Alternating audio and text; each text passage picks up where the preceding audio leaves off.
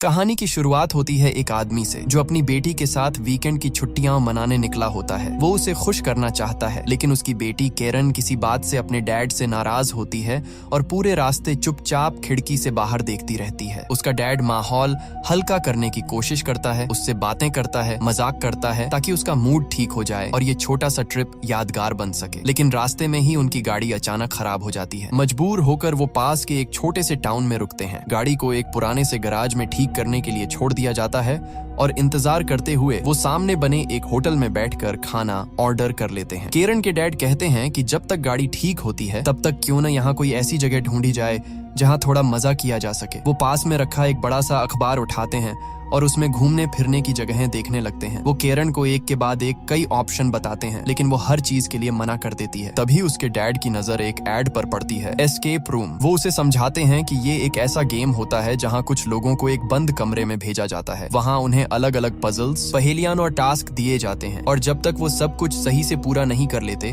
तब तक उन्हें बाहर निकलने नहीं दिया जाता। ये सुनते ही केरन की आंखों में हल्की सी चमक आ जाती है। वो कहती है कि उसके दोस्तों ने भी ऐसा गेम खेला है और उन्हें बहुत मजा आया था, इसलिए वो भी ट्राई करना चाहती है। उसके डैड तुरंत वेटरस को बुलाते हैं और एस्केप रूम के बारे में पूछते हैं। वेटरस एक पल के लिए गंभीर हो जाती है और कहती है, वहां मत जाइए, जो भी वहां गया है वो वापस नहीं आया। ये सुनकर दोनों एक दूसरे की तरफ घबरा कर देखते हैं। माहौल अचानक भारी हो जाता है। फिर अगले ही पल वेटरस हंस पड़ती है और कहती है कि वो मजाक कर रही थी, वहां बहुत मजा आता है और लोग एंजॉय करते हैं। ये सुनकर दोनों थोड़ा रिलैक्स हो जाते हैं और एस्केप रूम जाने का फैसला कर लेते हैं। इसी बीच केरन वॉशरूम जाती है क्योंकि उसके कपड़ों पर कुछ गिर गया होता है। जैसे ही वो अंदर जाती है अचानक लाइट्स झपकने लगती हैं। पूरा वॉशरूम एक अजीब सी खामोशी में डूब जाता है। तभी उसे बगल वाले केबिन से कुछ अजीब सी आवाजें सुनाई देती हैं, जैसे कोई अंदर से दरवाजा खोलने की कोशिश कर रहा हो। केरन का दिल जोर जोर से धड़कने लगता है। डर के मारे वो धीरे धीरे उस केबिन की तरफ बढ़ती है और दरवाजा खोलने ही वाली होती है कि उसी वक्त उसी केबिन से वेटरस बाहर निकल आती है। अगले ही पल केरन के डैड उसे आवाज लगाते हैं और वो जल्दी से वहां से निकल जाती है, लेकिन उसके मन में बैठ चुका वो अजीब सा डर अब आसानी से जाने वाला नहीं था। फिर वो लोग एक रेंट की हुई गाड़ी लेकर उस जगह पहुंचते हैं जहां एस्केप रूम बना होता है। रास्ता जैसे जैसे आगे बढ़ता है आसपास की रौनक खत्म होती जाती है। आखिर में वो एक ऐसी जगह पहुंचते हैं जहां दूर दूर तक सन्नाटा होता है। सामने खड़ी बिल्डिंग देखकर ही अजीब सा एहसास होने लगता है। दीवारों पर पुरानी दरारें, उखड़ी हुई पेंट और ऐसा लगता है जैसे इस इमारत ने बहुत कुछ देखा हो। वो अंदर जाते हैं। केरन के डैड जोर से आवाज लगाते हैं, कोई है यहाँ? कुछ सेकंड की खामोशी के बाद सामने से एक लड़की निकलती है और हल्की सी मुस्कान के साथ कहती है, वेलकम, मैं इस गेम की होस्ट हूँ। वो उन्हें अंदर एक कमरे में ले जाती है। वहाँ पहले से ही 3 और लोग बैठे होते हैं जो इस गेम में हिस्सा लेने आए थे। एक लड़की अपना इंट्रो देती है, मेरा नाम मेलनी है और मैं अपने हस्बैंड के साथ आई हूँ। वो आना नहीं चाहते थे लेकिन मैं जिद करके उन्हें यहाँ लाई हूँ। वहीं एक और लड़का होता है जो बताता है कि वो डॉक्टर है। थोड़ी देर बाद होस्ट सबके लिए एक अजीब सी चाय लेकर आती है। उस चाय से तेज भाप निकल रही होती है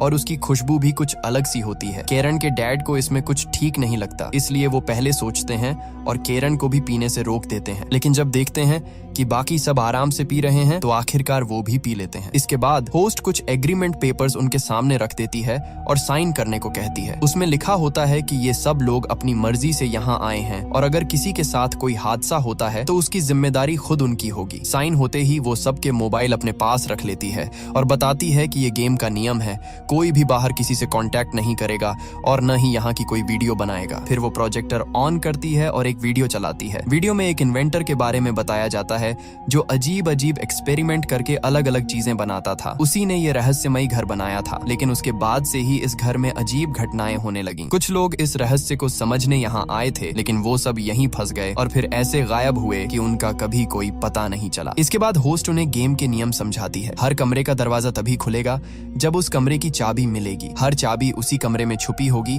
और उसे पाने के लिए पजल्स और पहेलियां सुलझानी होंगी। पूरे गेम के लिए सिर्फ 1 घंटे का समय होगा। अगर किसी को लगे कि वो मानसिक दबाव सहन नहीं कर पा रहा और सब कुछ बहुत ज्यादा हो रहा है तो वो सिर्फ वीक अप बोले और उसे बाहर निकाल लिया जाएगा। इतना कहते ही अचानक लाइट्स बंद हो जाती हैं। कुछ पल बाद मेलनी पास पड़ी एक छोटी लाइट जला देती है, लेकिन तब तक होस्ट वहां से गायब हो चुकी होती है। अगले ही पल कमरे के सारे दरवाजे अपने आप बंद हो जाते हैं। अब सबके चेहरे पर घबराहट साफ दिखाई देने लगती है। वो फौरन उठकर चारों तरफ देखने लगते हैं। हर कोना, हर शेल्फ, हर पुरानी चीज को ध्यान से देखने लगते हैं कि शायद कहीं कोई इशारा मिल जाए जो चाबी तक पहुंचाए। कमरे में हर तरफ अजीब अजीब पुराने और कीमती सामान रखे होते हैं। मेलनी का हस्बैंड बेचैन होकर कहता है, हम किस मुसीबत में फंस गए हैं, पता नहीं यहाँ से कब छुटकारा मिलेगा। मेलनी उसे समझाती है, सिर्फ 1 घंटे की बात है, ज्यादा मत सोचो, जल्दी करो और दिमाग लगाओ, तभी हम यहाँ से निकल पाएंगे। अब कमरे की तलाशी लेते हुए केरन को एक पुरानी सी टेप मिलती है। डॉक्टर उसे चलाता है और उसमें एक अजीब सा गाना बजने लगता है जिसमें अलग अलग जानवरों के नाम लिए जा रहे होते हैं। गाने को ध्यान से सुनते हुए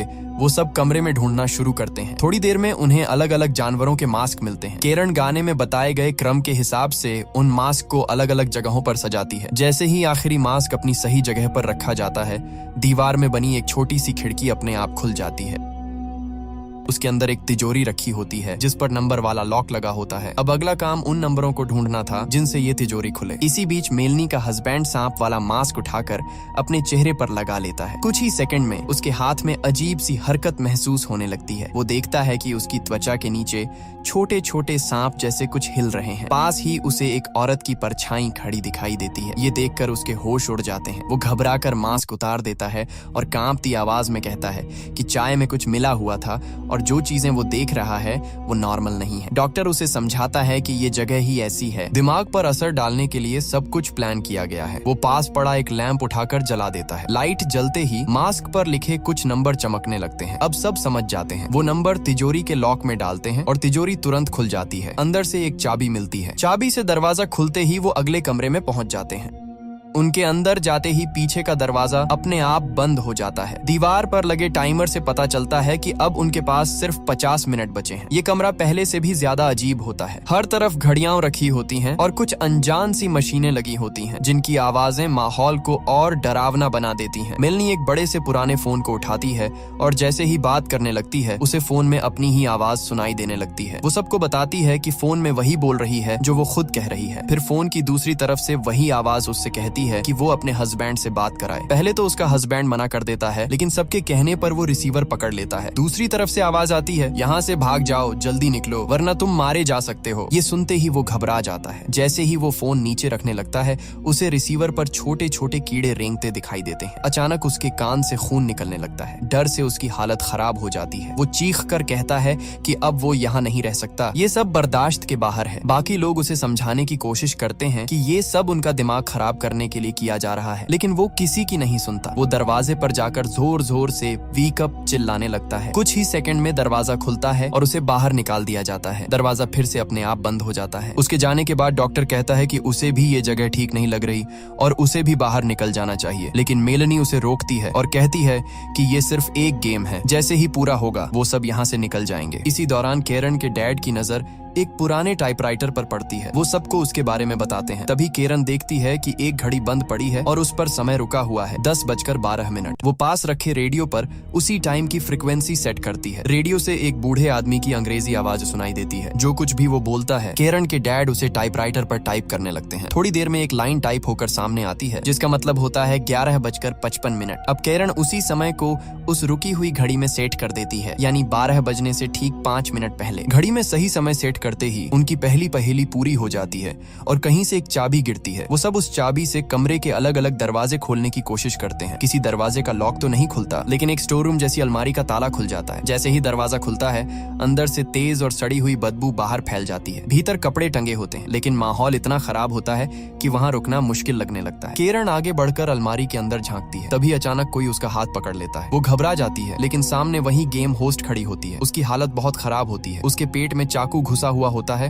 और खून बह रहा होता है। कांपती आवाज में वो बताती है कि वो इन्वेंटर इस घर में घुस आया है। वो पागल है और किसी के साथ भी कुछ भी कर सकता है। वो केरन से कहती है कि जल्दी से फाइनल मास्टर चाबी ढूंढो और यहाँ से निकल जाओ, वरना सबके साथ बहुत बुरा होगा। उसकी बात पूरी होते ही अलमारी का दरवाजा फिर से अपने आप बंद हो जाता है। ये सब देखकर बाकी लोग घबरा जाते हैं, लेकिन मेलनी इसे हल्के में लेती है। वो कहती है कि ये सब एक्टिंग है और ये भी गेम का ही हिस्सा है। वो तारीफ करते हुए कहती है कि क्या कमाल की परफॉर्मेंस है। ये सुनकर केरन के डैड का गुस्सा फूट पड़ता है। वो कहते हैं कि ये एक्टिंग नहीं थी, सब कुछ बिल्कुल असली लग रहा था और अब वो ये खेल यहीं खत्म करना चाहते हैं। वो जोर जोर से दरवाजा पीटते हैं और बाहर निकालने के लिए आवाज लगाते हैं। मेलनी उन्हें रोकने की कोशिश करती है लेकिन कोई फायदा नहीं होता, कोई दरवाजा नहीं खुलता। अब सबको समझ आ जाता है कि वो सच में फंस चुके हैं। वो इन्वेंटर सच में इस घर में है जिसने पहले होस्ट पर हमला किया और अब शायद वो इनके पीछे भी है। थोड़ी देर बाद उन्हें एहसास होता है कि इस कमरे से निकलने के लिए कोई चाबी नहीं है। बाहर जाने का सिर्फ एक ही रास्ता बचा है, दरवाजे के ऊपर बनी एक छोटी सी खिड़की जैसी जगह। वहाँ से निकलने के लिए किसी का बहुत पतला और फुर्तीला होना जरूरी था। ये काम सिर्फ केरन कर सकती थी। वो खुद आगे आती है और कहती है कि वो जाएगी। उसके डैड पहले मना करते हैं लेकिन उसकी जिद के आगे उन्हें मानना पड़ता है। डॉक्टर और उसके डैड की मदद से वो ऊपर चढ़ती है और किसी तरह उस छोटी सी जगह से बाहर निकलकर दूसरी तरफ पहुंच जाती है। दूसरी तरफ पहुंचकर वो वहां लगे सारे दरवाजे खोलने की कोशिश करती है लेकिन सब बंद होते हैं। तभी उसे वहां से किसी लड़की की परछाई गुजरती हुई दिखती है। वही लड़की उसे इशारे से अपने पीछे आने को कहती है। बिना ज्यादा सोचे कैरन उसके पीछे चल पड़ती है। दूसरी तरफ खड़े उसके डैड अपनी बेटी को आवाज लगाते रहते हैं लेकिन जब उसे कोई जवाब नहीं मिलता तो वो घबरा जाते हैं। आखिरकार वो एक भारी लकड़ी की चीज से दरवाजा तोड़ने की कोशिश करते हैं लेकिन यहाँ के दरवाजे इतने मजबूत होते हैं कि वो हिलते तक नहीं। उधर वो रहस्यमयी लड़की केरन को एक अंधेरे कमरे में ले जाती है। जैसे ही वो अंदर कदम रखती है दरवाजा अपने आप बंद हो जाता है। उसी पल जिस कमरे में केरन के डैड, मेलनी और डॉक्टर खड़े होते हैं उसका दरवाजा खुल जाता है। अब सबको समझ आने लगता है कि ये पूरा घर आपस में जुड़ा हुआ है। एक दरवाजा बंद होता है तो कहीं न कहीं दूसरा खुल जाता है। वो लड़की लगातार केरन को अपने पीछे आने का इशारा करती रहती है, डरते हुए, लेकिन मजबूर होकर केरन उसके पीछे चलती रहती है। वो उसे एक बहुत ही अजीब सी जगह पर ले जाती है जो किसी पुरानी लैब जैसी लगती है। वहाँ चारों तरफ एक्सपेरिमेंट से जुड़ी अजीब मशीनें और टूटे हुए उपकरण पड़े होते हैं। उसी अंधेरे में एक आवाज गूंजती है, मास्टर की ढूंढो। केरन डरते हुए आसपास देखने लगती है। तभी उसकी नजर एक लाश पर पड़ती है जिस पर कपड़ा डाला होता है, जैसे उसे किसी प्रयोग के लिए रखा गया हो। जैसे ही वो कपड़ा हटाती है सामने का मंजर देखकर उसकी चीख निकल जाती है। लाश की हालत इतनी खराब होती है कि उसे देखकर किसी के भी रोंगटे खड़े हो जाएं। इधर दूसरी तरफ केरन के डैड, मेलनी और डॉक्टर उसे ढूंढते हुए बाहर निकलते हैं लेकिन ये जगह किसी भूल भुलैया से कम नहीं होती। दरवाजे अपने आप खुलते और बंद होते रहते हैं और वो लोग समझ ही नहीं पाते कि किस तरफ जाना सही है। उधर केरन जैसे ही आगे बढ़ती है वो लाश अचानक गायब हो जाती है। जब वो अगले कमरे में पहुंचती है तो वहां एक कंकाल पड़ा होता है। उसी वक्त उसे अजीब और डरावनी आवाजें सुनाई देने लगती हैं, जैसे कोई गुर्रा रहा हो। डर के मारे वो तुरंत अगले कमरे में भाग जाती है और पीछे का दरवाजा बंद कर लेती है। बाहर से कोई जोर जोर से दरवाजा पीटने लगता है। डर से कांपती हुई केरन दीवार में बनी एक छोटी सी जगह में छुप जाती है जहां आम तौर पर लाशें रखी जाती थीं। कुछ ही पल में वो डरावनी आवाज वाला इंसान भी कमरे के अंदर आ जाता है। उधर जहां केरन के डैड, मेलनी और डॉक्टर होते हैं वहां का एक दरवाजा अचानक खुल जाता है और वो लोग अंदर चले जाते हैं। उनके अंदर जाते ही दरवाजा जोर से बंद हो जाता है। कमरे में एक प्रोजेक्टर और दीवार पर लगा टाइमर होता है। टाइमर देखकर पता चलता है कि अब उनके पास सिर्फ 35 मिनट बचे हैं, यानी गेम अब भी चल रही होती है। केरन के डैड गुस्से में आकर प्रोजेक्टर बंद कर देते हैं और कहते हैं कि उन्हें कोई गेम नहीं खेलनी, उनकी बेटी खो गई है और उन्हें उसे ढूंढना है। उधर केरन पर एक साथ दो खतरे मंडरा रहे होते हैं। एक तो वो जिस जगह छुपी होती है उसके पास ही एक लाश पड़ी होती है और उसी कमरे में वो डरावना इंसान भी आ चुका होता है और तभी हालात और भी भयानक हो जाते हैं। वो लाश अचानक हिलने लगती है जैसे उसमें जान आ गई हो। डर के मारे केरन की हालत बिगड़ने लगती है और उसे चक्कर सा आने लगता है। इधर डॉक्टर को एक नंबर वाला बॉक्स मिल जाता है। इसका मतलब साफ होता है कि इस बॉक्स को खोलने के लिए उन्हें इस कमरे में छुपे हुए नंबर ढूंढने होंगे। केरन के डैड कमरे की तलाशी लेते हुए पास ही बने एक और कमरे में चले जाते हैं। उसी पल उनके पीछे से एक परछाई चुपचाप गुजर जाती है लेकिन उनमें से कोई भी उसे देख नहीं पाता। केरन देखती है कि लाश में सच में जान आ चुकी है। उसका हाथ धीरे धीरे उसकी तरफ बढ़ रहा होता है। डर के मारे उसकी सांस अटकने लगती है। बहुत धीमी आवाज में वो बचाओ बचाओ कहती रहती है जैसे किसी को पुकार रही हो। इधर डॉक्टर लगातार सोच रहा होता है कि उस नंबर वाले बॉक्स के कोड आखिर मिलेंगे कहां से। अचानक उसे याद आता है कि जब वो इस कमरे में आए थे तो छत के पंखे पर कुछ नंबर लिखे हुए थे। उसे शक होता है कि शायद वही नंबर इस बॉक्स के हैं। वो लोग प्रोजेक्टर की रोशनी पंखे पर डालना चाहते हैं ताकि नंबर साफ दिखाई दें, लेकिन प्रोजेक्टर अपनी जगह से हिल नहीं सकता। तभी उनकी नजर पास रखे एक शीशे पर पड़ती है। डॉक्टर को एक तरकीब सूझती है। वो प्रोजेक्टर की रोशनी शीशे पर डालते हैं और उसका रिफ्लेक्शन पंखे पर फेंकते हैं। रोशनी पड़ते ही नंबर साफ दिखाई देने लगते हैं। वो तुरंत वही नंबर बॉक्स में डालते हैं और बॉक्स खुल जाता है। अंदर से एक नई चाबी मिलती है जो अगले कमरे की होती है। उस चाबी से दरवाजा खुलता है और कैरन के डैड और डॉक्टर बाहर निकल जाते हैं, लेकिन मेलनी वहीं रुक जाती है। उसे प्रोजेक्टर में कुछ बहुत अजीब नजर आता है। स्क्रीन पर उसी की वीडियो चल रही होती है। वो देखती है कि वो बार बार घूमकर उसी कमरे में वापस आ रही है, जैसे कोई अदृश्य ताकत उसे यहीं लौटा रही हो। वो इसे पहले तो किसी गड़बड़ी या ग्लिच समझकर नजरअंदाज कर देती है, लेकिन असल में वो टाइम लूप में फंस चुकी होती है। जैसे ही वो बाहर जाने की कोशिश करती है, वो फिर उसी कमरे में लौट आती है। उसके लिए समय वहीं अटक गया होता है। बाहर निकलते ही कैरन के डैड डॉक्टर पर भड़क जाते हैं। वो कहते हैं कि उन्हें इस सब में डॉक्टर का हाथ लग रहा है और वो उस पर शक करने लगते हैं। डॉक्टर भी गुस्से में जवाब देता है कि वो पागल नहीं है और ये सब उसने नहीं किया। उधर टाइम लूप में फंसी मेलनी को अपने हस्बैंड की लाश दिखाई देती है। उसे एहसास हो जाता है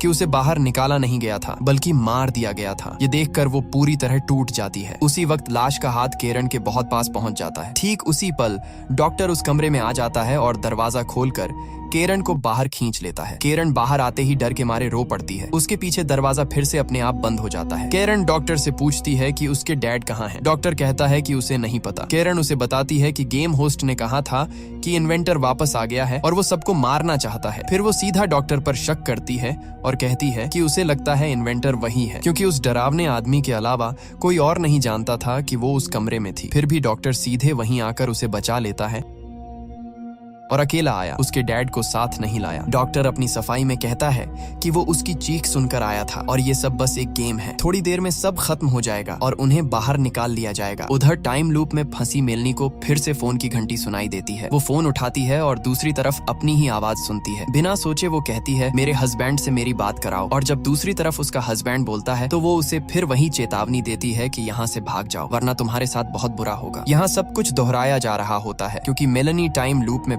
होती है। वो अपने ही 3 अलग अलग समय के रूप देख रही होती है, उसका अतीत, उसका वर्तमान और उसका आने वाला वक्त। इसलिए कई बार वही बातें, वही घटनाएं फिर से होती नजर आती हैं। अब जो पहली वाली मेलनी फोन पर अपनी ही आवाज से बात कर रही थी, वो असल में अपने फ्यूचर वाले रूप से बात कर रही थी। यानी वही मेलनी जो अब इस समय वहाँ फंसी हुई थी। वो सब कुछ पहले ही झेल चुकी थी, इसलिए अपने हस्बैंड को भाग जाने की चेतावनी दे रही थी। लेकिन अब वही फ्यूचर उसका प्रेजेंट बन चुका था और मेलनी इस टाइम लूप में हमेशा के लिए कैद हो चुकी थी। उसी अंधेरी जगह पर उसे फिर से किसी की मौजूदगी का एहसास होने लगता है। दीवारों से आती अजीब सी आवाजें उसे और बेचैन कर देती हैं। डर के मारे वो वहां पड़ी एक लकड़ी की सीढ़ी पर चढ़कर भागने की कोशिश करती है, लेकिन अचानक सीढ़ी का एक हिस्सा टूट जाता है। मेलनी फिसलकर नीचे गिरती है। नीचे रखी टेबल पर पड़ा एक कट्टर उसके सिर में घुस जाता है। उसका सिर फट जाता है और वहीं उसकी दर्दनाक मौत हो जाती है। इधर कैरन और डॉक्टर बाहर निकलने का रास्ता ढूंढ रहे होते हैं। कैरन को टेबल पर कुछ कागज मिलते हैं। उनमें से एक पर लिखा होता है, ऑब्जेक्ट पेट के अंदर है, यानी जिस चीज की उन्हें तलाश थी वो किसी के पेट में छुपी थी। थोड़ी खोजबीन के बाद डॉक्टर को एक छोटी सी सुरंग दिखाई देती है जिसके ऊपर ताला लगा होता है। अब उन्हें उसकी चाबी चाहिए होती है। डॉक्टर की नजर कमरे में लगे कमोड पर पड़ती है। उसे शक होता है कि चाबी वहीं छुपी है। वो कहता है कि यहाँ के लोग कितने गंदे रहे होंगे, इससे कुछ भी उम्मीद की जा सकती है। वो हिम्मत करके कमोड के अंदर हाथ डालता है, लेकिन अचानक उसका हाथ किसी कटे हुए हाथ से टकराता है। डर के मारे वो तुरंत हाथ बाहर खींच लेता है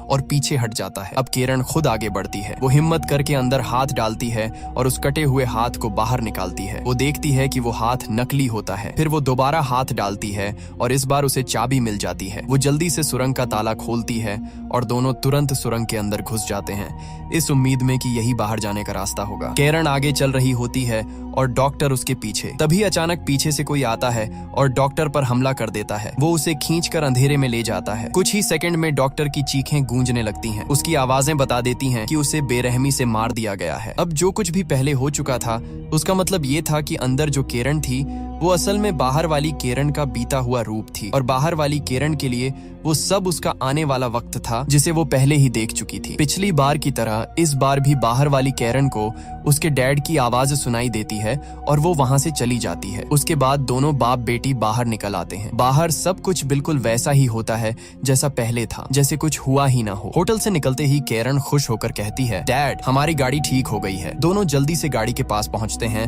और अंदर बैठ जाते हैं। कैरन के डैड चाबी ढूंढते हैं, लेकिन तभी उनकी नजर गाड़ी के दरवाजे पर पड़ती है। वहाँ एक नहीं बल्कि कि कई अजीब तरह के ताले लगे होते हैं। ये आम ताले नहीं होते बल्कि बिल्कुल अलग और डरावने से। उसी पल उन्हें एहसास हो जाता है कि वो अभी भी इस खेल से बाहर नहीं निकले हैं। वो उस घर से तो बाहर आ चुके थे, लेकिन इस टाउन से निकलने के लिए शायद अभी और भी कई पहेलियां उन्हें सुलझानी होंगी। हो सकता है कि वो कभी यहाँ से बाहर न निकल पाए। हो सकता है कि वो भी हमेशा के लिए इसी लूप में फंसे रहें और वही अंजाम उनका भी हो जो पहले आने वालों का हुआ। यही वजह है कि इस कहानी का नाम है नो एस्केप रूम। एक बार जो इस खेल में घुस गया वो कभी पूरी तरह बाहर नहीं निकल पाया। पहले जो 5 लोग आए थे उनका भी यही हश्र हुआ था। ये सब उस पागल इन्वेंटर का बनाया हुआ खौफनाक एक्सपेरिमेंट था। उसने इस जगह को सिर्फ एक गेम नहीं बल्कि एक जाल बना दिया था। यहाँ मरने वाले लोगों की आत्माएं भी इस घर में कैद हो जाती हैं। खुद उस इन्वेंटर की आत्मा भी यहीं भटकती है और नए लोगों को अपना शिकार बनाती रहती है। जो लोग इस एस्केप रूम में मरते हैं उनकी आत्माओं को वो अपनी उस डरावनी सेना में शामिल कर लेता है ताकि उसकी आत्माओं की एक बड़ी फौज बन सके। और इसी सस्पेंस और डर के साथ ये कहानी यहीं खत्म हो जाती है।